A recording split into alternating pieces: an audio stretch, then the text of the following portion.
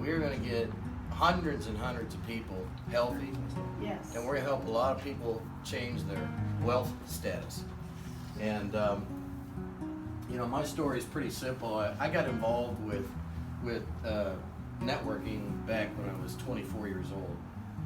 But I never really scored or did anything big the first 7 years. I did become part of a company. I was out in Kansas actually serving in the Army, and I started working part-time with a company that John Lorenzo was part of as well. And I was making $10,000, $15,000 a month with this countertop water filter.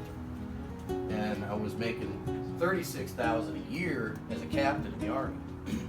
And so it didn't take long for me to realize I can do more with my life, you know. And even before that, when I was in college, I got a degree in journalism, even though like 75% of my units are engineering courses, but the military forced me to get out earlier, so I went back and got an easier degree just so I could get out, so I didn't have to repay my scholarship. I had an active duty scholarship paid for my own schooling. And when I got out, they said, well, we're not going to send you active duty for another year. I'm like, well, what the heck am I supposed to do for a year? You make me graduate early, and then I don't have anything to do for a year. So I went and applied with my journalism degree. I could have got hired by the New York Times. Thankfully, I didn't go down that road. I could have got hired by the LA Times because I knew the editor. And then the Long Beach Press Telegram, where I grew up out there in Long Beach, California, they wanted me to write sports. And I turned them all down because they all wanted to offer me like $20,000 a year.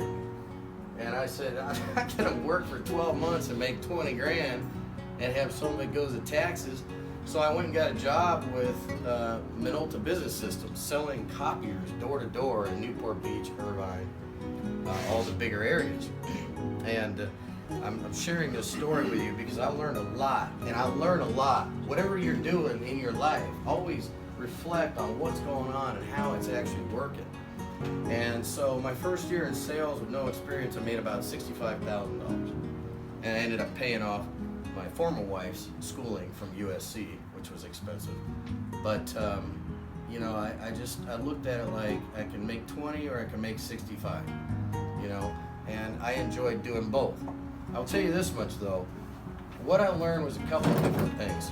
In my first sales job, real job out of college, is that number one, everything, not everything, but a lot of your success has to do with timing.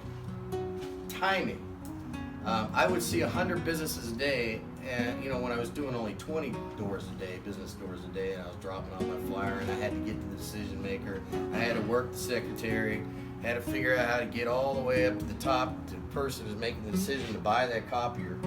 It's kind of no difference in this. I mean, if you got a husband that wants to do the business, you better go talk to the wife too, and vice versa. You know, get the whole team involved. But what I learned was that timing was important. It wasn't the fact that I had the best copier, because I did, you know, only from the mind of Minolta back then. It's not that we have the best coffee, because we do. We have the best coffee product. We have the best weight loss product, okay, in the globe right now. Okay, but as far as the timing goes, if I hit that business at the right time and they were ready and looking at buying a copier, I would walk in there, be the last one to present and demonstrate and close the deal. Okay, so I learned that the timing with people that you're meeting is important, but timing with the opportunity is important, and timing with when you hit that business. When you hit that time with that business and that product. And Minolta had the best copier back then. So my timing for being with Minolta was perfect too. Timing has everything to do with what's going to happen with all of you if you commit to this business over the next 1 to 3 years.